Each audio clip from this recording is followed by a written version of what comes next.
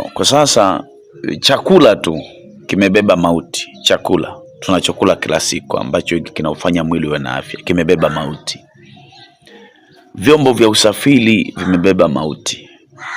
Watu wanaotuzunguka wamebeba mauti. Wapenzi wetu waliobeba mahusiano yetu na wao wamebeba mauti. Mili yetu na hali zetu za kila siku zina mauti ndani yake. Fedha zina mauti. Tabia zetu zina mauti. Haya yote yanachangia, yanamtafuta huyu mtu anaitwa mwanadamu. Kwa miaka yetu ya kuishi hapa duniani imekuwa ikipungua siku hadi siku. Ukikoswa hapa utapatikana hapa, ukikoswa hapa utapatikana hapa. Hii inaonyesha kitu gani? Inaonyesha kwamba usalama wa mwanadamu umekuwa ni changamoto sana. Na kwa kweli watu wa nyakati za leo ni wabovu sana. Unaweza ukamsukuma mtu akaanguka tu akafa, sababu ana vingi mwilini mwake.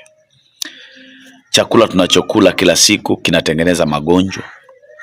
Tabia tunazo nazo kila siku zinatengeneza magonjwa. Wengine wana tabia za ulevi, wengine wana tabia za mbaya zisizofaa, zinatengeneza magonjwa.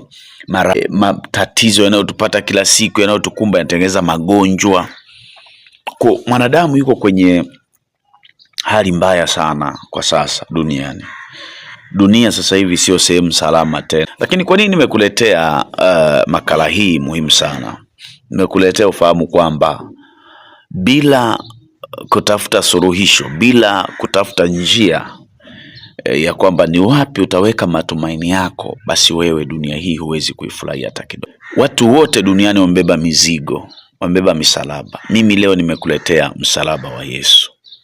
Yesu ukimbeba moyoni kwako atakuwa ni kiongozi wako mpaka mwisho wa safari. Hata kama hutafika maisha ambayo dunia na wanadamu wote waliandikiwa, lakini utakuwa ni mtu mwenye matumaini makubwa, mtu mwenye uhakika, mtu ambaye utakuwa mshindi kila mahali. Kwa kuwa ukishindwa katika mwili, basi unashinda katika hisia.